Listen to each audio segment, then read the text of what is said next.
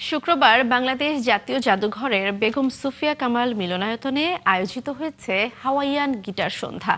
Bangladesh Hawaiian guitar শিল্পী পরিষদের এই আয়োজনে মনোমুগ্ধকর এক সন্ধ্যা কাটিয়েছেন সঙ্গীতপ্রেমীরা। আরও জানাচ্ছেন আরিফ হক।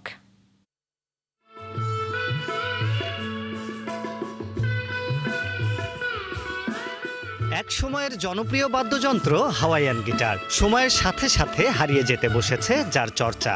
তরুণ প্রজন্মকে এই যন্ত্রের সাথে পরিচয় করিয়ে দিতেই আয়োজিত হয়েছে হাওয়াইয়ান গিটার সন্ধ্যা।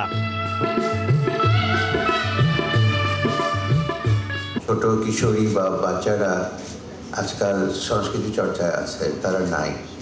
তারা কিন্তু একটি চর্চায় আছে। বলেন তো কি চর্চা? মোবাইল চর্চা।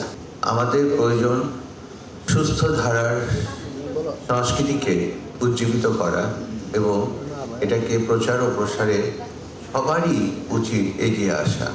আয়োজনের উদ্বোধন করেন বাংলাদেশ চলচ্চিত্র পরিচালক সমিতির সভাপতি শাহিন সুমন। ওই সুন্দর আয়োজনের সাথে আমি আজকে আসতে পেরেছি, থাকতে পেরেছি, এটা আমাকে যে কতটা আন্দোলিত করেছে এটা আমি আসলে বলে বোঝাতে পারবো না। এই আনন্দ গিটারের মাধ্যমে সারা বাংলাদেশে ছড়িয়ে যাক, এই সুরের মূর্ছনা সারা বাংলাদেশে ছড়িয়ে যাক। আপনারা যে আয়োজন করেছেন সারা বাংলাদেশে আপনাদের এরকম সংগঠন থাকা উচিত। মোহাম্মদ হাসানুর রহমান বাচ্চুর সভাপতিত্বে স্বাগত বক্তব্য রাখেন বাংলাদেশ হাওয়াইয়ান গিটার শিল্পী পরিষদের সাধারণ সম্পাদক মোহাম্মদ ফরহাদ আজিজ। আমাদের কিন্তু হল ভর্তি দর্শক দরকার নেই, ভালো রুচি সম্পন্ন 100 জন দর্শক থাকলে আমরা খুশি।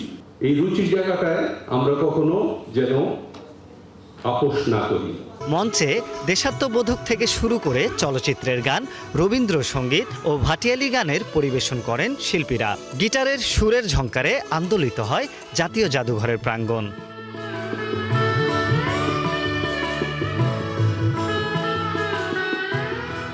আরিফ হক, ৭১, ঢাকা।